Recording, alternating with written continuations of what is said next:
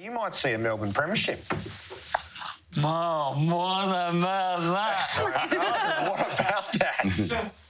After 57 years of pain, it's coming home.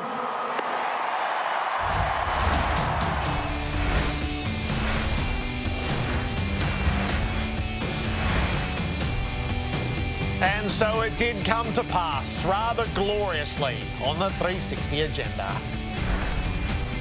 The Demon faithful bask in the drought-breaking premiership while the players celebrate their historic deeds. Norm Smith medalist Christian Petrarca is with us.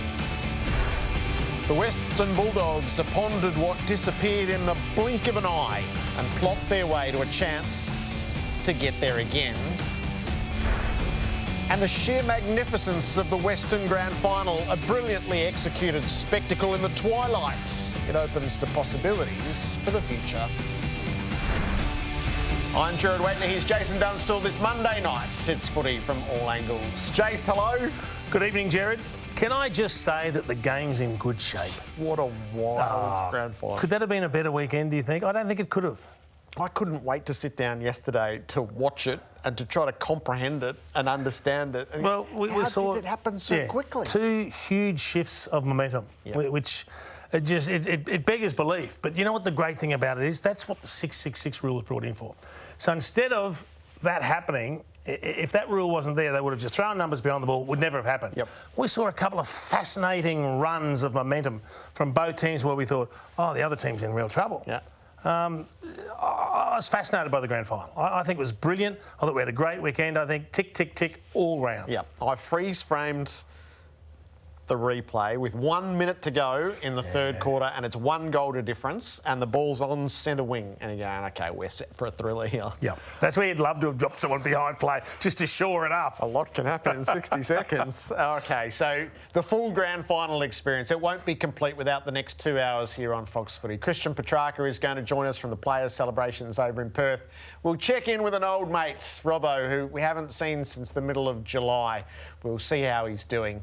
And then Simon Goodwin, in the great tradition of On the Couch on this night, the Premiership coach, will be with them. And just for Gary Lyon's voice alone, must. I heard him come in tonight. Heard him come in. It's a must. Gary will tell you he hasn't celebrated like a winner. I think he has. OK, a Monday hero for Latrobe Financial. For me, it was Christian Salem, for the very fact that first quarter, the first 15 minutes I found fascinating. Everyone was fumbling. There were turnovers everywhere. There was one man that handled the ball cleanly, used it properly and made really good decisions, and that was Christian Salem. For me, he was the shining light for the D's early that just helped steady them and get them into the game. He's in the coaches' votes by the end of it as well, so prominently thought of. And you've got to, I think you've got to weight the impact of those that do it early a lot more than those that do it late. Yep. And when the heat was on early, he was just about the number one guy for the D's. I especially loved him for that. Sneak forward and get a goal in a winning cause. Yeah. Why wouldn't you? Exactly right, exactly right. So I thought he played a great one. What did you come up with? So I was going to go Stephen May and his drastically torn hamstring, but that's going to take me a little while to fully understand and comprehend. So I've gone Luke Jackson. He's good. The rising star, a 19-year-old in game number 30, who is huge of stature, and that's both literal and metaphorical now. So contested marking, brilliant. Ruck work, presence. He had a presence. And so the best part of all of this, and they'll give you statistically what this looks like on the couch, is when all the stoppage damage was done, he was there. He was the ruckman for it. So if you'd said to me beforehand, OK, so 7 goals from stoppages, that's Max Gawn, and he might win the medal. Well, guess what? In attendance each time when it was being decided was this young fellow. He's got a great future, hasn't he? Yep. And he's got a big role to play at the Melbourne Footy Club in what looks like it could be a very successful era. All right. It's a joyful agenda this night in particular for those in the red and the blue. So our agenda belongs to a grand final that was determined in 60 seconds. When we seemed inevitably on track for a thriller, it was suddenly, brutally and totally decided, and it ended the years of longing for the Melbourne faithful. I'll let you in on a little secret. Neil Danaher's quote was posted all around our walls tonight. When all is said and done, more is said than done. It just blew my mind what they did halfway through the third quarter and beyond. It was just powerful. It was unbelievable. In the blink of an eye, They were back in it and then they ran away with it. As it's just a stunning turnaround. Extraordinary. Extraordinary. To get that type of momentum in a big game, that's full of resilience and character. The way we came out in that third quarter and responded, I've got such confidence in our boys, but that was so special. They were sort of telling us from the runner to slow it down. They were just like, effort, let's just keep going. Like, we can put another couple on the board, and we did. Looking back at it now, is that what we did was pretty special. They just decided to win the game. It was pretty special. It was our time to deliver. Petrarca! Oh, wow! Christian Petrarca rises to the moment. He's dribbled one from the pocket. That's why they get known as great players, because they sense the moment on the biggest stage and they turn a game of football in their team's favour. Finding up to Petrarca, out the front to Oliver. Links it up with Sparrow from 50. He sends it on goal, and it finds the opening. In a matter of seconds, the Demons double up. Surely not another one. Handball to Oliver, streaming through. Bang! Bang, bang, bang! That is incredible. This is possibly the best 17 minutes in the club's history. They're shaking the foundations of this place. And now have a stranglehold on this premiership. It's quite unbelievable. 100 points to 7. Wow. In the last 45 minutes. A smashing that you just did not see coming. Demon fans, it is time for you to party. It's a celebration now. As the clock ticks down, the tears well up. Keep your eye on the red and the blue. At the final bell, it's a brand new flag. 57 years of torment eased and a curse lifted. For the first time since 1964, the Demons are premiers. And Norm Smith's curse has been buried in Perth. Yeah, it's a long time coming. Just every fan that's watching back home, we bloody did it! Yeah, it's just unbelievable. We have a special group of players. We have a special club, and we've done it 57 years. It's been a long time. We were the laughing stock of the competition, and now we just won a premiership first time in God knows how long. I never thought we'd be here, to be honest. We were a rabble, and we finally turned it around and got a club we can be proud of. I'm so proud of this club and everyone that's been involved on this journey. Many people never thought this day would come. It has. I feel fulfilled because 57 years ago was the last time I won a flag, and here we are today, and it's just so special for our club. For the Melbourne Football Club, we're back in the centre of the AFL universe.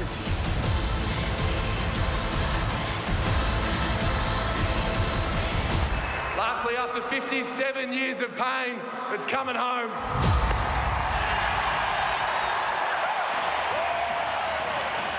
Every flag is special, but some are more special than others. So through a few of the triggers there, the first is the drought-breaking aspect to it. Yep. And there's nothing quite so special as that. We've lived through it. We've been so blessed to live through it over the past couple of decades. The Swans did it, the Cats did it, the Bulldogs did it, the Tigers did it, and now it is the Demons' turn. It felt like destiny. It did, and I hope the players understand how important it is and the fact that they now have a special place in the history of the club. Yep. As being the ones that did bring that success back to the club. Such a club that had been so successful in the first 60-odd years of the 20th century, to then have such a drought, to be able to bring it back. And now we're looking at a squad that's in their prime, age-wise. There's no reason to think they can't add to this. So for all those long-suffering Demon supporters, it's been a terribly long wait. But maybe, just maybe, it's going to be a worthwhile one. The connection of the game to the people, which was just so tangible yesterday. Every corner you walked around, there was somebody in red and blue. There was the meanderings around the MCG because there was just nowhere else to go. And posing with the statue of Norm Smith or with Jim Steins, there was a fellow evidently handing out pennies from the years of the previous premierships that had been won. just to hear the passion and the tears that people were prepared to express, and for grandparents who didn't quite make it to this point, and for future generations who have been enlisted into the Melbourne way and done it hard and probably resented their parents for choosing that for them, and then it all ties together on one Saturday night. I think we forget at times, Jared, just what this game and what the beloved football club means to the supporters. It's such an integral part of their life for those that choose to embrace the game the way they do. Not everyone loves the game, and that's all well and good. You know, you can pick and choose what you like and what pursuits you like, but there are so many people that this is just ingrained into their very essence. And I think at times we forget that. And it's scenes like this, and you're talking about all those things that are happening back here around the suburbs. I went for a walk on the weekend, and I walked past an apartment, and it only had a tiny balcony. There were 19 Melbourne flags and a Melbourne tie hanging off it. And that's just one of a dozen that you would see like that. I mean, people just have been dying to express their passion for their club. And, I mean, there were plenty of Bulldogs colours floating around as well.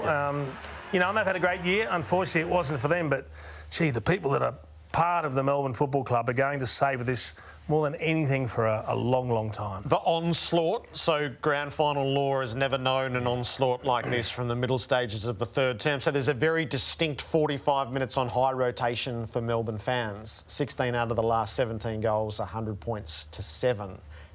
It was mind-boggling. I find these acts of momentum, periods of momentum where you get on a roll, fascinating, because if you could predict them or if you could control them, they wouldn't happen. So if one team's a lot better than the other, you can understand it. But we had two teams at different stages that dominated. I mean, the second term from the Bulldogs and into the first half of the third term was equally impressive, 8 of 9 goals. It's just that from that point on, Melbourne went mad. And I'd love to work out exactly how it changes. It's just a couple of little things, and for me, and I know we're going to talk more about Bailey Fritsch shortly, but he was able to kick those 2 quick goals after they conceded 8 of 9. Yep. Kicked 2 in a minute, and I think that was just enough to get the rest of the Melbourne players to go, oh my goodness, we're back in it. Yeah. And it was like what could have been a big choke was taken away from them. They were able to relax and then play some good footy. But no one saw what was going to happen from that point. To kick 16 of 17, and the poor old Dogs who looked impregnable were helpless. There was something spiritual about it. So the footy scientists will delve deep, and you'll see a lot of that over the summer. There was a spiritual aspect to it. To break a curse like that needed something biblical, and we got something. Well, you said it was meant to be, and I don't think anyone's going to deny the D's fans and the Melbourne Football Club and the way that it all unfolded. It's the perfect story. We love a fairy tale, don't we? Christian Petrarca's going to join us shortly. How good was he? It was one of the great Norm Smith wins, wasn't it? Yep. He absolutely takes his place alongside Dusty's best with that performance. Yeah, Briefly 40, it's absolutely wrong that was recast and he was doctor possession. Yeah, I think Simon Black put a call into Champion Data just to make sure they took that one back, so he still shares the record. And he was a superstar of the game, Simon Black too. But this was just a supreme performance. It's funny, we were doing it on radio, and the more we spoke about who the good players were, and then you see Bailey Fritsch starting to go, well, you don't see 6 kicked in the grand final too often. But we said there's actually daylight between the Norm Smith medalist and the rest of the players on the ground. As good as Oliver was, and Fritsch and Salem and half a dozen others, this guy just, he stood on a pedestal all on his own. And it was just, I was thrilled to sit there and just watch it and marvel. And he's such a lovely I love his demeanour. Yep. I love his attitude. He's a happy young fella that just loves his footy, and I was thrilled for him. Absolutely thrilled for him. Out the front of stoppages, channeling Chris Judd from his heyday, the way that he was doing it at the time. So Bailey Fritsch, the goal kicker. So not since Darren Jarman had we seen 6 in a grand final. You kicked 7 in a GF once, 59 for the season and carrying the 31. That's crept up on me, Jared. 59 goals for the year. That's a huge tally in today's game from a guy that's not their key forward. He's not a small forward, he's a mid-size. But he's done an outstanding job. And as I said, it was those 2 goals halfway through the third term that kick-started the D's. And then they were able to relax, and he was the beneficiary of a little bit of that play. So that's the kick. That was that first one. So that was that broken play just forward of the wing. James Harms picks up the fumble, and he goes for that fat side kick, which was perfect. And it's a kick that very few players or teams go for, Jared, because it leaves you exposed if it doesn't come off. It was the perfect kick. And then a minute later, he gets another, and they're off and running. Yeah. The number 31 was going to play a big role. If it was a matter of destiny, there was a place for Ronald Dale's jumper, and it was worn with great distinction. The legacy pieces which were on offer, it's clearly there for Max Gawn. Yep. So he has become the personification of trying to break the drought. I think he might have led them in their post-game celebrations as well. I don't know whether he's taken his boots off just yet. What an enormous figure in the game Max Gawn is right now, and how he set his life after football up. Well, I think he epitomises the spirit of the club and the very essence of the culture that they've now created. And when you look at the passion and the love that his coach and his teammates and the fans and everyone involved has for him, you understand the journey that he's been on, where he's come from. I mean, what's the best way to put it? He was a touch loose. Yep. The way he handled himself, Jared, and the way he approached life and football and a host of other things. But somewhere along the line, he got the message and he decided to make some changes, and the impact of those changes is extraordinary on all those around him. Don't conform. No. It's a really interesting mantra. Do it your own way. Do it your own way. Why not?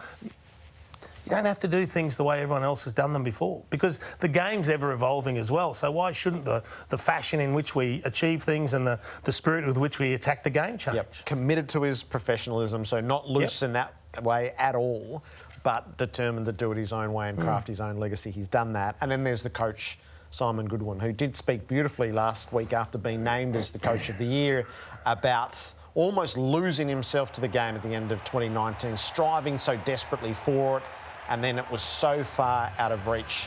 He recognised that in himself. He sought those who could offer him guidance.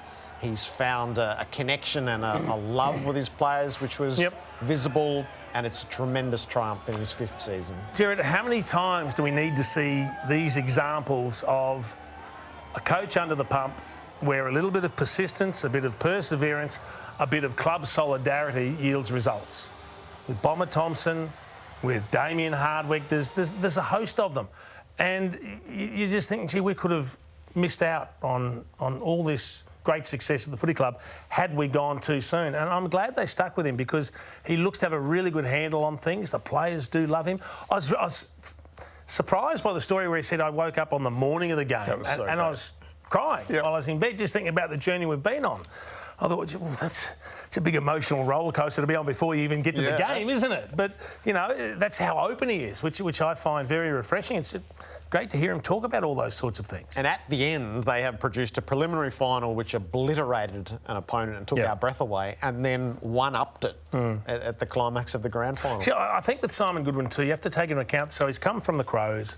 They won a couple of flags, a champion player, they had great success. And he comes to a club that's been starved of it, and he enters the realms of coaching where when things aren't going well, everyone turns against you. You know, the media can start calling for your head. Every man and his dog has an opinion. And it can be a lonely place and a very challenging place. But I'm glad they stuck with him, and now he's come through the other side. I think he's set for a very long career. This is always the interview tonight on the couch with the Premiership coach, so Simon Goodwin coming up shortly. The other side of the coin, the Bulldogs. Now, there's usually a few genres to losing. You lose in a thriller and it's heartbreaking. You have a long time to ponder that you haven't stacked up and grieve within the game. I think there would have been a sense of shell shock. Middle stages of the third quarter, the tempo and the shape of the game are in the Bulldogs' keeping. Their champion player has dictated terms to deliver them to that. They're 19 points up. And then suddenly it's gone. And Luke Beveridge described it as the blink of an eye. It'll be months trying to sift through that wreckage and find the meaning of it. Agree. As you say, it happened in the blink of an eye, but the soul searching is going to take basically all summer. To have a game in your control and then to lose a grip on it with the inability to do anything to stop the onslaught, that to me was the concerning feature. They had a good year. They had a great year. They got back to, you know, as bad as their finish to the season was with those 3 losses, I think we always regarded them as one of the better teams. And in the end, I think they showed us with that quarter and a half of football that they played from the second into the third that they are one of the best teams in the competition. But getting close doesn't count. And you can put in as much hard work as you like. If you don't achieve the ultimate, it's basically, it doesn't count. So they've got to regroup and go again and say, well, we know what we need to do to get there, but we need to learn what we have to do so that we can actually make a better fist of it when we do get there, because that's going to take... There's some mental demons there that'll haunt some of those players for quite some time. And it'll be really interesting to see if next year's a hangover or if they can bounce back very quickly or if it takes a bit longer. Yep. So the fault lines, which they would recognise, and they just opened up so badly. 2 players of great distinction. Bontempelli's second quarter was one of the great quarters in the grand final. And Adam Treloar lived his words. He said he would do everything he could to avoid the pain that he's felt once before, and he played every minute of that game. What I found really funny about Adam Treloar was that so he gets moved onto the footy, and it's when he gets moved onto the ball that he finds himself a couple of loose ball scenarios in the forward 50 and kicks the goals. Makes no sense when you start at half forward and you can't get near it, then you move on ball and you kick 2 goals when you're deep forward. It's kind of bizarre, but he'd be thrilled with that. After the criticism that came after his previous performance in the finals, I thought he was one of those who could hold his head up high. All right, I've been looking forward to this ever since the presentations took place on Saturday night, and Christian Petrarca was named as the Norm Smith medalist. We've lived his journey. It's our first in the 360 family. One of the stars of Players' Night, the absolute star of the grand final, Christian Petrarca, coming up next.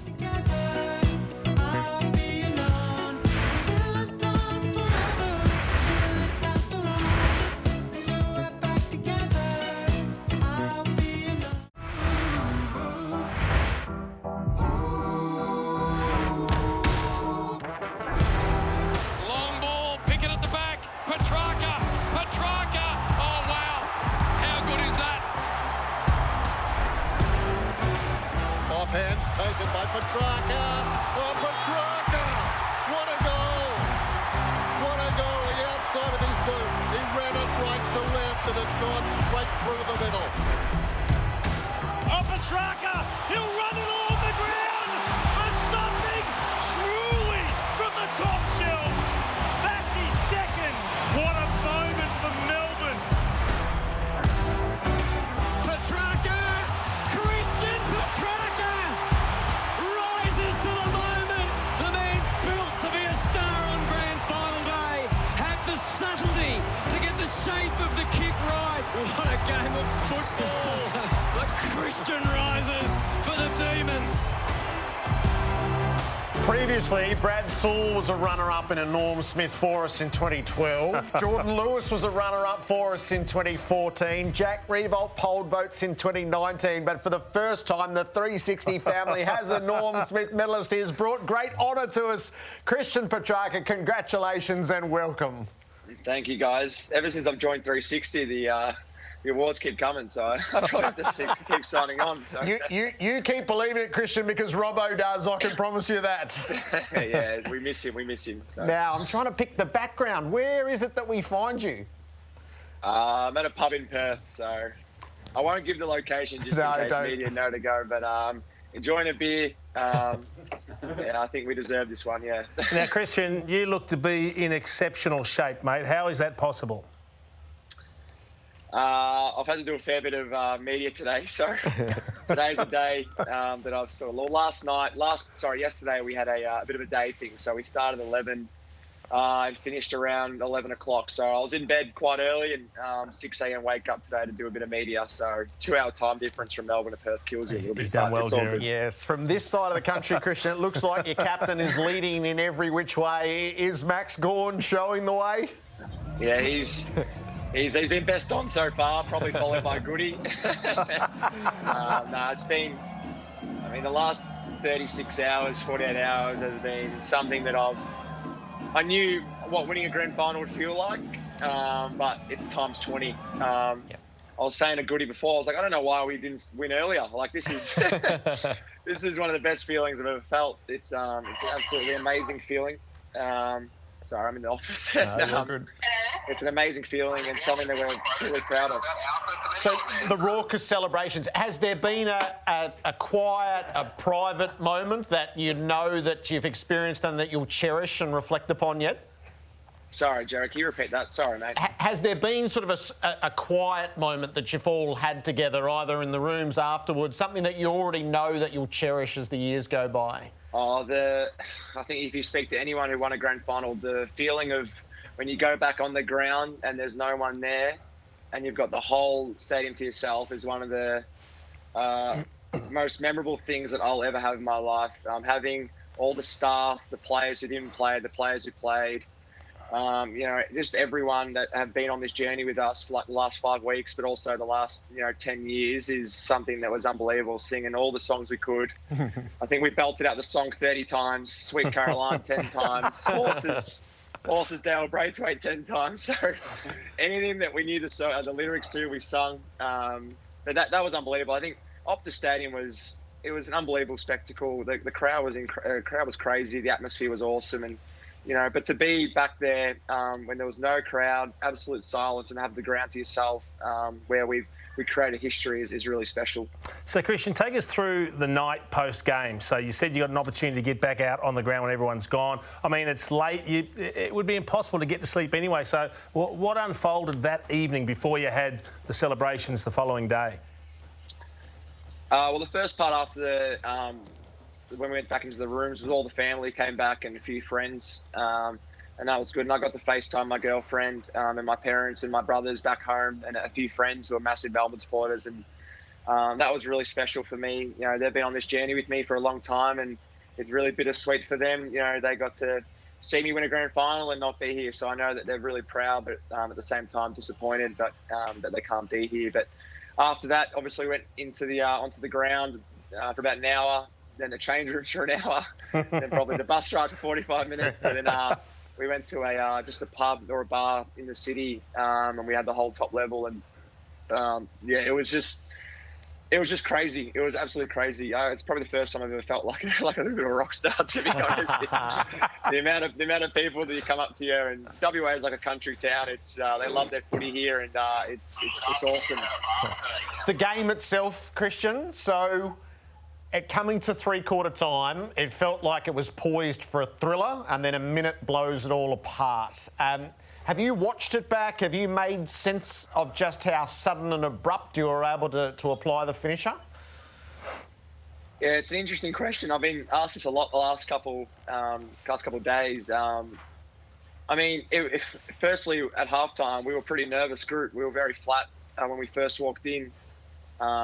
First quarter was unreal. We're playing on a bit of adrenaline, but then as soon as that stopped, the second quarter, the Doggies were unbelievable. As a midfield group, we addressed at halftime that we just need to accept that they're a great team. They're a great midfield. Bontempelli is an absolute star, and so is McRae. And we need to accept that, they're a good team. They're going to go on runs. They're going to kick 3 or 4 goals, and we just need to embrace that. And the messaging, there's a few structural changes at halftime that Goody wants to fix up with us, but I think the main emphasis or the main point that we got out of halftime was just to go out and have fun, just to enjoy it. We looked really nervous in the second quarter. We weren't taking the game on, and we weren't being strong around the ball. And I thought the third quarter, the first 10 minutes was a bit nervous as well. I mean, they kicked another goal and pushed it out to 19 points. And because it was,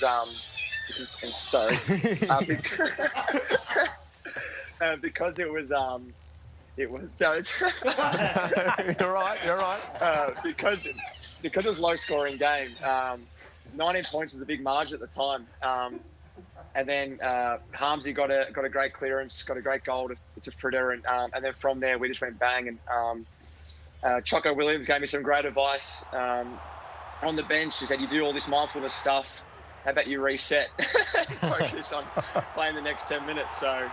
And then from there, Clayton and Viney and Jackson and myself in that midfield, I think we just took control in that last 10 minutes. So it's really difficult to follow when you're just watching momentum shifts like that, Christian. And you spoke about addressing things at halftime, restructuring, but it's not an immediate impact because they do come out and hit the scoreboard again, and they've kicked 8 of 9. That's a heck of a run, and it must kind of put some doubt in the minds of the Melbourne players. So what is it that allows you then to find overdrive and just completely obliterate the opposition after that?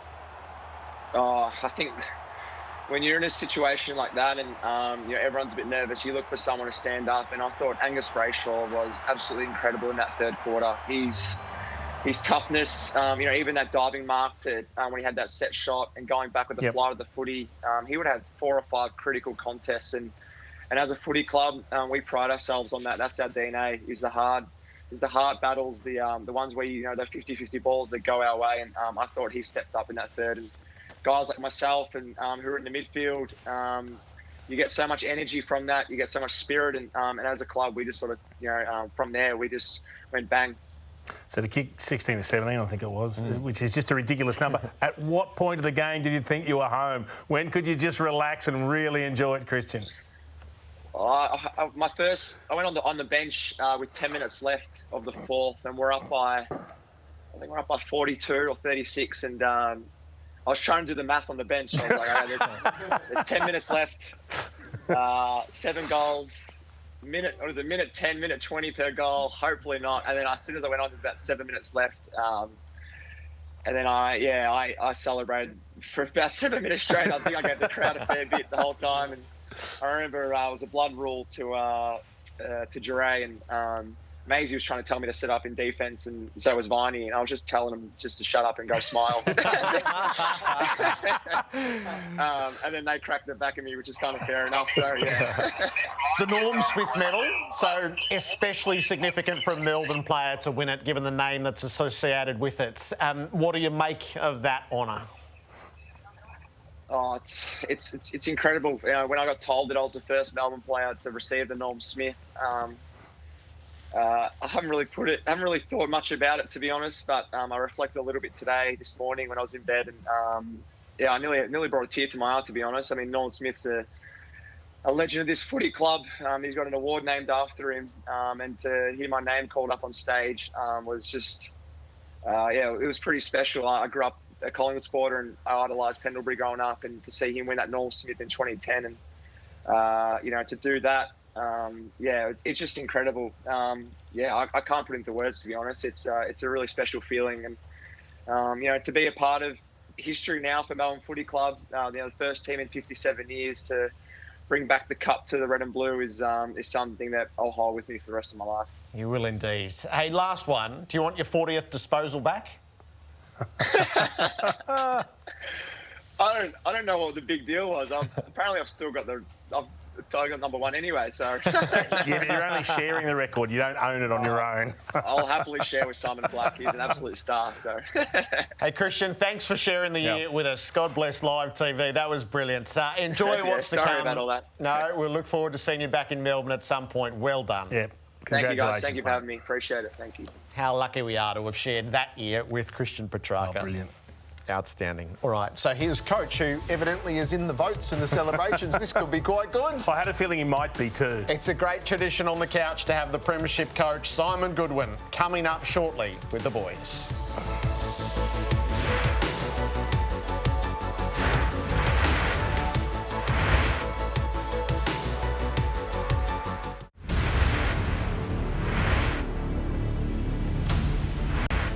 Monday Encore, brought to you by Matronics. You can't help but put yourself in the players' minds, whether this day is going to be the best day of your life or it's going to be one that you look back on with a lot of what-if memories. Everything you've done since you were a kid has led you to this moment. I'm here, I'm excited, and I want the damn thing to start. Salem, a little one. Petrarca within range off a step. Christian goes, bang! First to the grand final D's. Petty got to walk through. Treloar again. 2 in the term. Long ball. Johannesson. Enormous grab. Look out, Bontempelli. Oh, this is some game he's playing. Petrarca, long ball, French over the back, recovers and goal.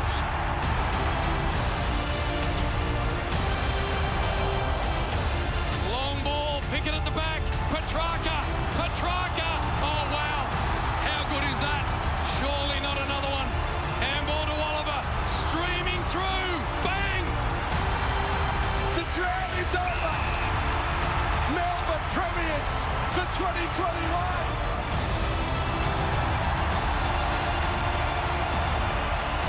The Western Grand Final was a triumph by every measure, as spectacular in the way that it was staged. So, Jace, the 360 scramble, thanks to Drummond Golf, is to pick at that. The entertainment piece first.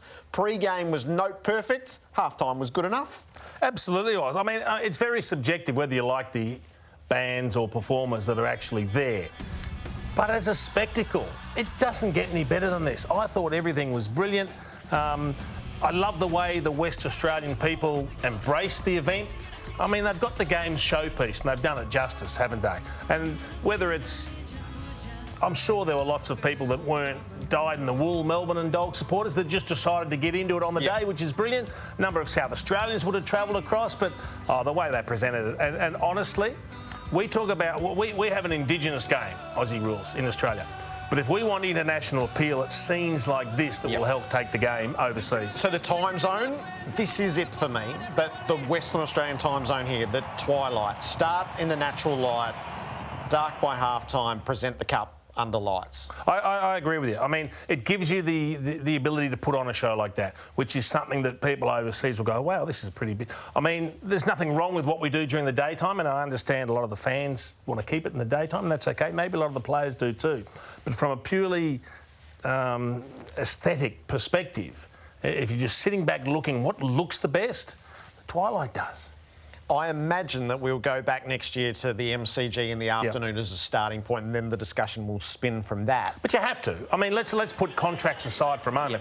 It's 100,000 versus 50 or 60,000. Yes. It did leave me with the feeling, and I have long held this belief, and the last fortnight has reinforced it, that game should have left Perth on Saturday night and they go, we'll see you in 16 years. And in Adelaide, they should be going, we get a go at this in 4 years' time. I think it should run as an Olympiad. 1 in 4 should move its way around the country so that every 16 years or every 20 years it lands in your city. And if we want to retain afternoon at the MCG, do. And the other ones can all be at night elsewhere. So you get the mix of all of it. I know that the contracts preclude that. Yep. But there's actually more money to be made moving it around with the 25% off for the Victorian government than there is in the current contract. Well, Jared, if you make a strong financial case, the powers that be are always happy to listen to those sorts of things. Sit down and negotiate. Hey, Jason, Monday nights are the big night, and I am indebted to you for the past 3 months for being here and sharing it with the coaches. It's been a lot of fun. Everything that spins off. So a big thank you to you. My pleasure, Jared. There's still a little bit to come. I'm going to catch up with an old friend on 360. I didn't want it to close without touching base with Robbo. This is some of the fun we've had this year on 360. Were you nervous? Yeah, I was a little bit Sweating? No sweats. I thought this was you. Oh, here we go. He's got, I think, 2 or 3 plates in his jaw, so he'll be on soup diet for a little bit, but... Why'd you look at me when you said that? Have you found yourself a girlfriend, Nick? Yeah, I do. That's the end of that question. Right. We have a new addition to the watch list. It's a turning point, Joey. It's for Ashley and Martin Medical Hair Centres. Hang on a minute. I'm a guest on the show. What are you going for a banking job? What's going on? What's going on? You should see my boots. Oh, yeah. Fancy cowboy boots on today. Best he's ever dressed. Exactly right. This is where we are as we head towards players' night. There's our little mate there. The flag's almost bigger than you. How do the losers recover from those performances? Starts with beer, ends with scotch.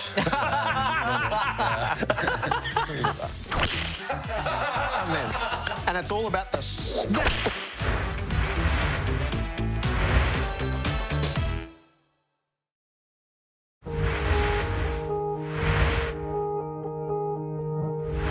G'day, Robbo, Brownie here. Robbo, Ruff here, mate. Just want to wish you all the best in recovery. Robbo, it's been a long time since we've seen you, mate, but we certainly missed you. G'day, Robbo. Thinking of you, mates. Hey, Robbo. I hope you're doing well. Marky Mark, glad to hear you're on the mend, mate. I've been thinking about you, mate. Hopefully everything went well and you're resting up and recuperating. Hope you're recovering well. Looking forward to seeing you back at work. Bigger and better than ever in 2022. Looking forward to being on the desk, hopefully with you next season on the watch list, and we can chat plenty of footy then. Hope you're getting well, and hopefully see you back here soon. Miss you a lot. And also, no worries on getting you a deal with Frankston Jeep, mate. Thank me later. Miss you all here, mate. Miss you all here. Particularly this during the show. Jared, hang on, Jared. She's been a bloody tough battle for you, but like that old grizzled veteran star that you are, you have fought back magnificently. I hope to see you down in Block over the summer for a couple of beers at the pub. You can even drive up to Langatha and sneak a few in mine. I may even give you a free one. Just find the ladder. There it is. Yep, Demon's top of the table. Mate, we've missed you. You're a major part of Fox Footy. I hope you're back to a couple of winners. We've been sitting at home. Can't wait to have you back. So that's how we feel here at Fox Footy. I can't tell you how many of you have sent through emails and text messages asking how he is and asking that your best be passed on to him. So we thought we couldn't let the season finish without at least touching base. So we've got his paper, we've got his glasses, we've got his pen, and we've got the famous dodgy connection down to Warrandyte. Robbo, welcome back. Hello, Jared, and dare I say, can you hear me, Jared? Can you hear me? How are you? That's some difficult. Yeah, it's been a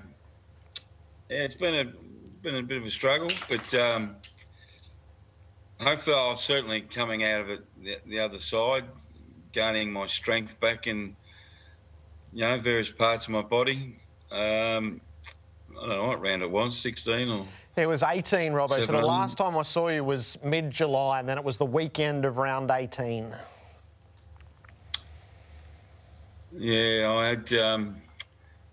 had a slight episode, Jerry, with my heart on Saturday morning, and I'll be honest, I thought it was COVID. And I thought, I don't have to leave home for 2 days. I can do my work, and then I'll go and see a doctor on Monday, just get my tackle written and all that sort of stuff. And unfortunately, I had another second episode on Monday morning, and that was it. I was rushed to hospital and open heart surgery that week, which sidelined me big time. It was a lot of emotions, Jared. A lot of emotions from being really vulnerable and scared, and then you get these wonderful people called nurses and doctors, and especially the nurses, who care for you so much. It was quite overwhelming, actually. And then I came home, and a friend of mine moved in, Matthew Kitchen, who you know. His wife gave him permission to come and look after me, and he moved up for 6 weeks. And for the first 2 weeks, Jared, I couldn't move. And then slowly, I've get some strength back in my body, and I know I'm sort of recovering because I was yelling at the TV screen a couple of weeks back when you were on talking crap, and I'm going, come on, ask him some hard questions.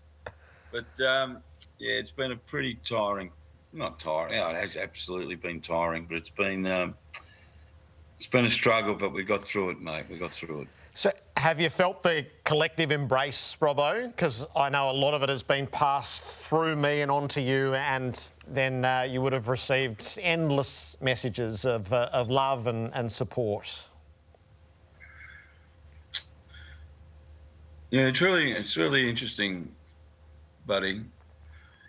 We live this life of covering football and working in footy, and the weekends come, and I'd watch 7, 8 games, 9 games, and the world just goes on around you. And when something happens to you, like it happened to me, it's not just the footy world; it's the whole world. It's quite amazing the care and love and support you get, and certainly within footy. I've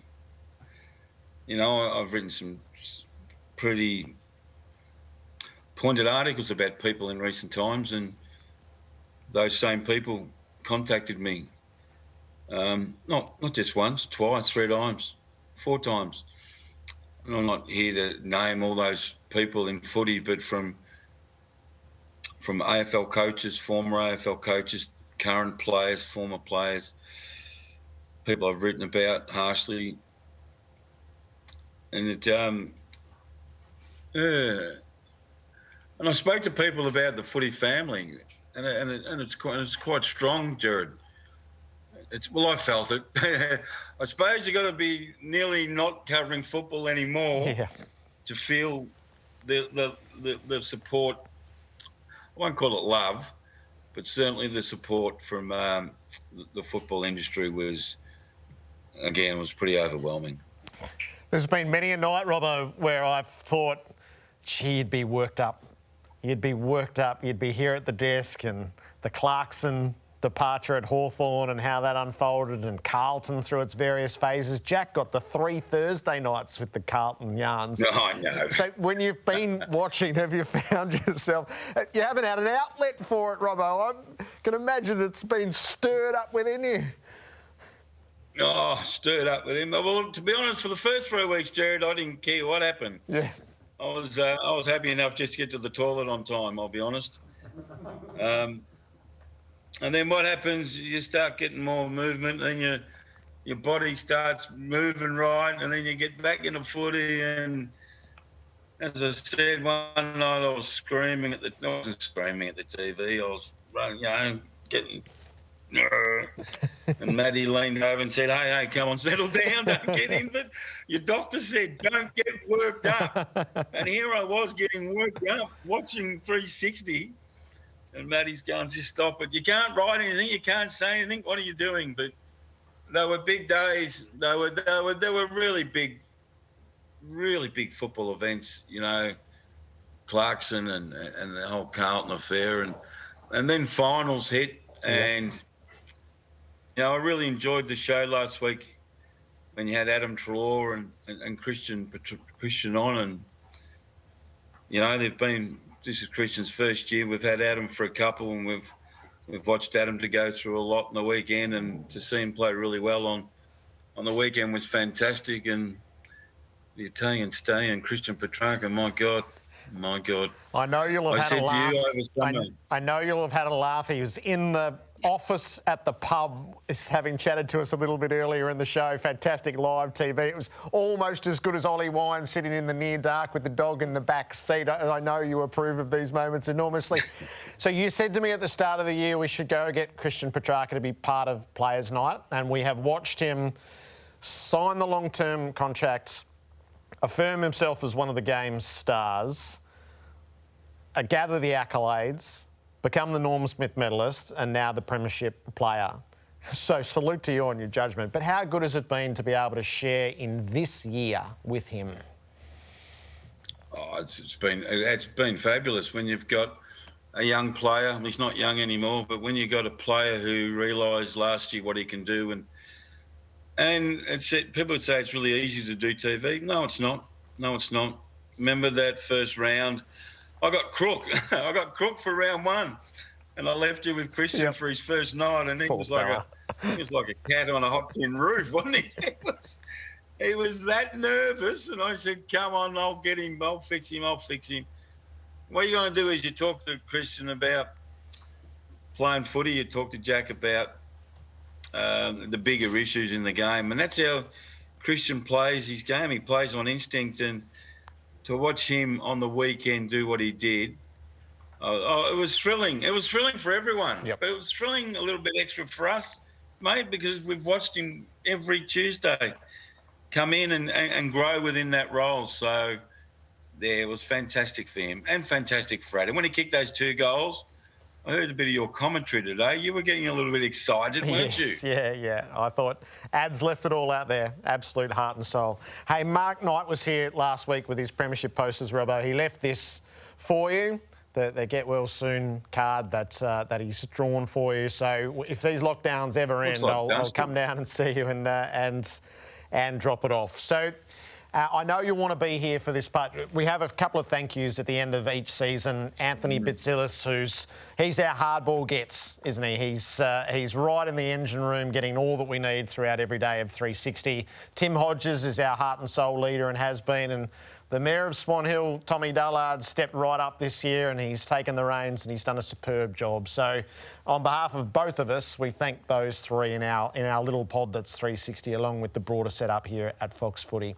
Hey, Robbo, look after yourself across the summer, won't you?